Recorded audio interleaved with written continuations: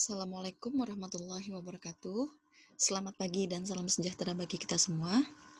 Alhamdulillah hari ini kita kembali bertemu secara online dalam perkuliahan pemberdayaan masyarakat.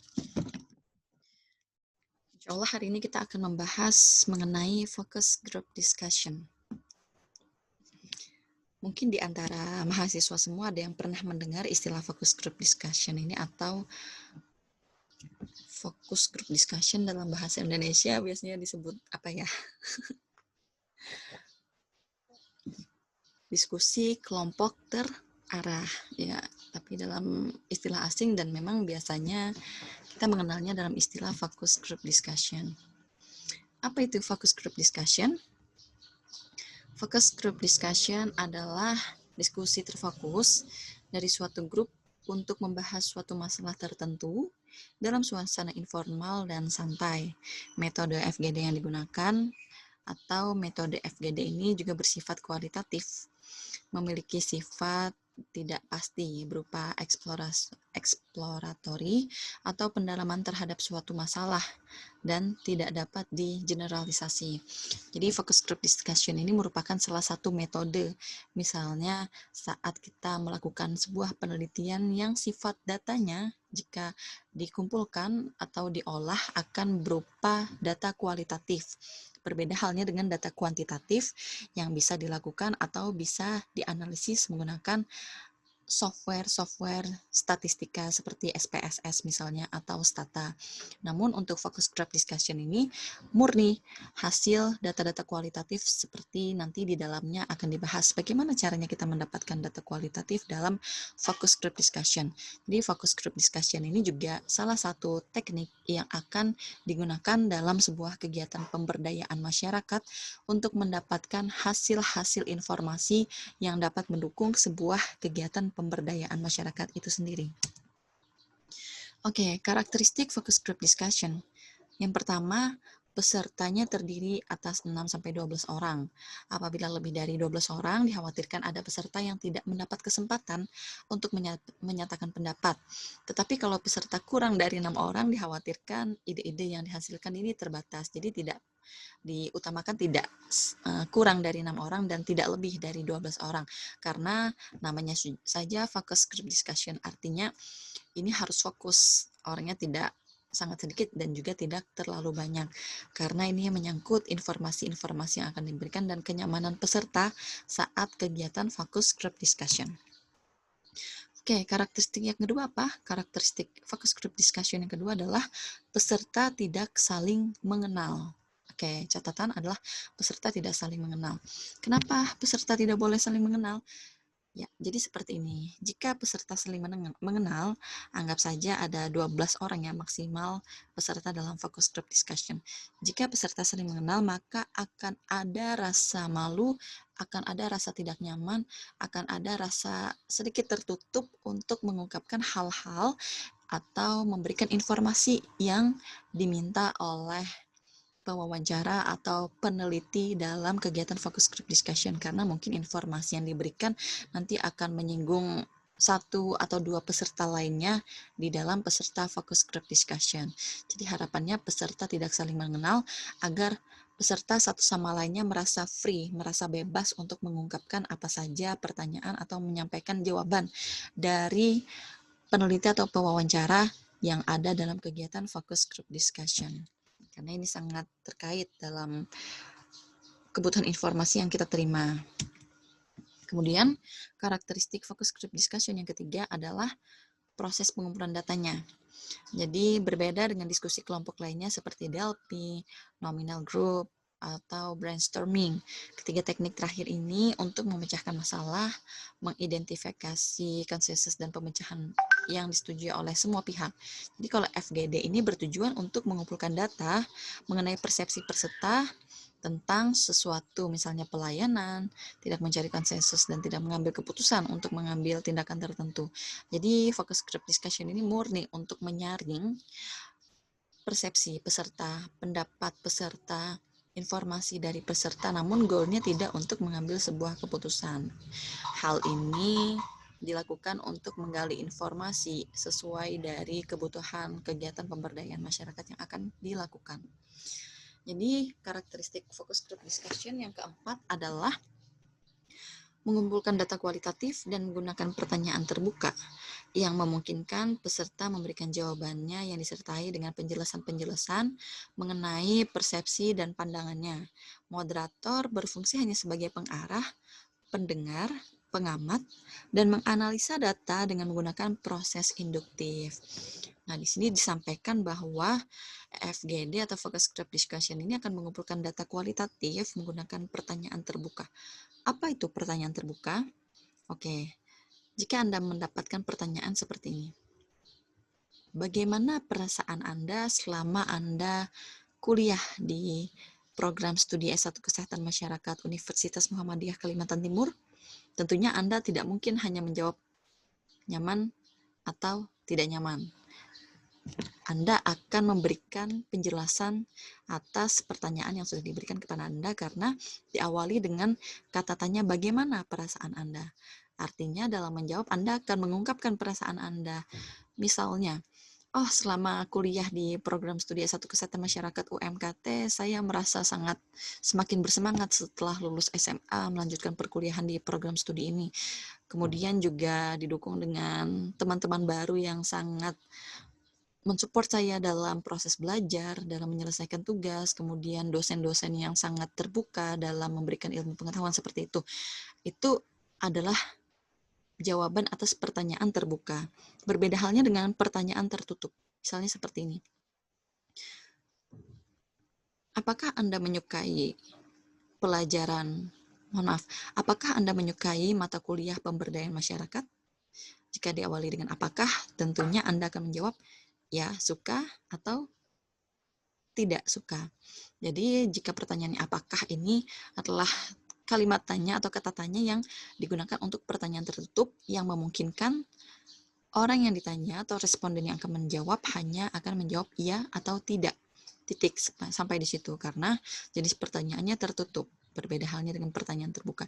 Jelaskanlah bagaimana seperti itu. Jika apakah pertanyaan tertutup. Jika apa yang membuat Anda memilih kuliah di program studi S1 Kesehatan Masyarakat, jika diawali dengan apa, nah ini sudah merupakan salah satu ciri-ciri pertanyaan terbuka. Karena dengan pertanyaan apa, dengan kata-kata apa, Anda mau tidak mau harus memberikan jawaban yang tidak dapat diberikan hanya dengan jawaban iya atau tidak. Ya, sampai di sini semoga bisa dipahami. Kemudian karakteristik focus group discussion yang kelima adalah menggunakan diskusi yang terfokus. Pertanyaan diatur sedemikian rupa sehingga dimengerti oleh peserta. Peserta diskusi yang topiknya ditentukan terlebih dahulu secara beraturan. Jadi pada umumnya sebelum kita memulai proses focus group discussion, ada sebuah topik yang kita fokus untuk dibahas dan didiskusikan bersama-sama.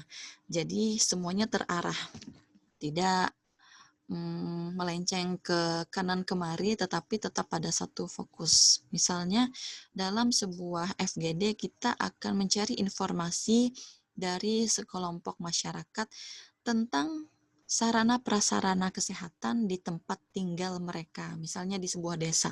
Kita ingin menggali bagaimana sih sarana prasarana di desa Sukamaju misalnya. Nah, artinya topik dari FGD yang akan kita tentukan adalah sarana prasarana di desa Sukamaju. Tentunya pertanyaan yang dirancang juga adalah pertanyaan-pertanyaan terbuka terkait sarana prasarana seperti itu. Kemudian berapa lama sih FGD dilaksanakan? Jadi durasi waktu focus group discussion ini diusahakan berlangsung selama 60-90 menit. Dalam satu proyek penelitian, buat pertama kali dilakukan FGD lebih lama. Dan FGD berikutnya waktunya lebih pendek. Frekuensi FGD juga tergantung pada kebutuhan proyek, sumber dana, serta apakah masih ada informasi baru yang harus dicari. Jadi misalnya dalam kegiatan pemberdayaan masyarakat kita ingin membuat sebuah program, namun kita belum tahu masalah yang dihadapi masyarakat saat ini adalah apa. Jadi salah satunya kita ingin menggali informasi melalui kegiatan focus group discussion yang kita laksanakan sekitar 60-90 menit, kita rancang dalam perencanaan, diagendakan FGD ini sebanyak 3 kali misalnya, seminggu sekali, jadi selama 3 minggu ke depan.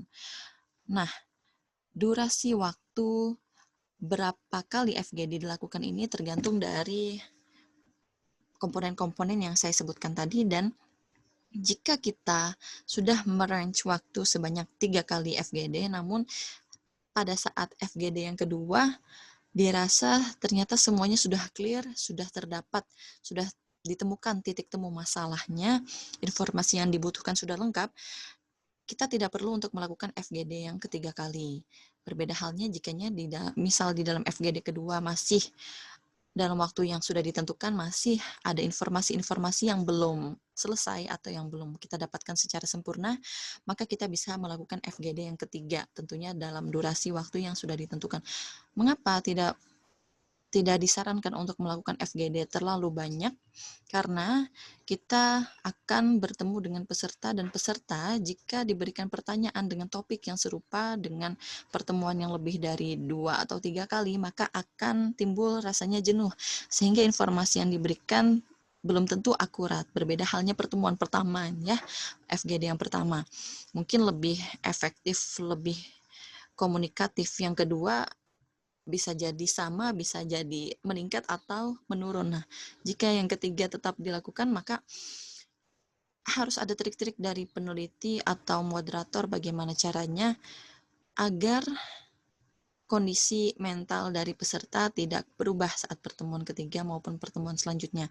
Jadi di sini dalam FGD sangat dibutuhkan kemampuan moderator dalam menggali sebuah informasi dari seluruh peserta yang tergabung dalam focus group discussion. Nah, lalu di mana FGD dilakukan?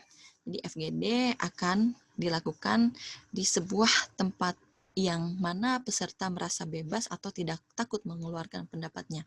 Jadi misalnya kita ingin melakukan FGD, temanya tentang pelayanan kesehatan di puskesmas A misalnya.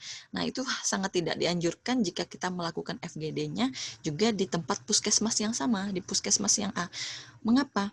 Karena peserta tentunya tidak mungkin mengeluarkan pendapat tentang sebuah instansi pelayanan kesehatan, sedangkan mereka sendiri berada di lokasi tersebut. Khawatirnya mereka merasa tidak feel free, tidak merasa bebas untuk menyampaikan pendapatnya karena khawatir didengar oleh pegawai yang ada di puskesmas A tersebut, atau mereka sendiri tidak nyaman karena langsung bersinggungan dengan instansi yang dimaksudkan. Jadi kita harus mengatur tempat FGD yang senyaman mungkin dan tidak langsung berada di tempat yang menyinggung akan topik yang kita pertanyakan kepada peserta nanti. Oke, sampai di sini. Sekian untuk penjelasan tentang FGD. Walaupun saya tidak memberikan slide untuk tugas, namun saya ingin kalian memberikan 3 kelebihan FGD dalam penemuan masalah kesehatan dari kegiatan pemberdayaan masyarakat yang akan kalian lakukan nanti. Jadi, setelah Anda mendengarkan penjelasan tentang focus group discussion, berikan pendapat Anda 3 kelebihan FGD dalam menemukan masalah kesehatan dalam kegiatan pemberdayaan masyarakat. Silahkan dijawab pada slide terakhir. Berarti slide terima kasih ya. Slide terakhir dalam modul ini, sertakan nama, NIM, pertanyaan saya, kemudian jawaban Anda. Apa kelebihan FGD dalam kegiatan pemberdayaan masyarakat? Sebanyak 1, 2, 3 kelebihan. Terima kasih banyak atas perhatian dan kerjasamanya dalam perkuliahan online ini. Saya mohon maaf jika masih terdapat kekurangan dalam memberikan penjelasan dan perkuliahan. Silahkan Anda dapat juga searching dan menambah atau meningkatkan ilmu pengetahuan dalam mata kuliah pemberdayaan masyarakat secara online maupun offline melalui literatur-literatur yang sudah tersedia terkait pemberdayaan masyarakat. Kurang dan lebihnya saya mohon maaf, semoga bermanfaat, tetap semangat perkuliahan online. Wassalamualaikum warahmatullahi wabarakatuh. Selamat pagi dan salam sejahtera bagi kita semua.